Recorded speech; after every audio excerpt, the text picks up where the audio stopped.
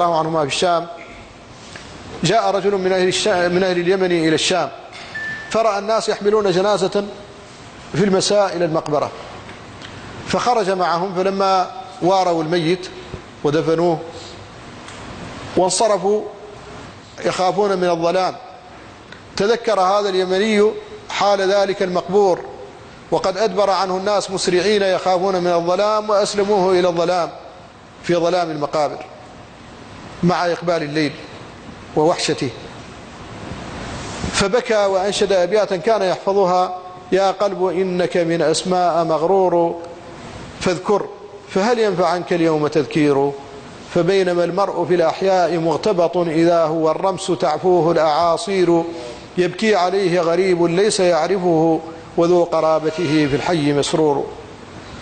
فأمسك بيده رجل من الذين كانوا يدفنون الجنازة فقال: أتعرف لمن هذه الأبيات التي أنشدت؟ قال: لا.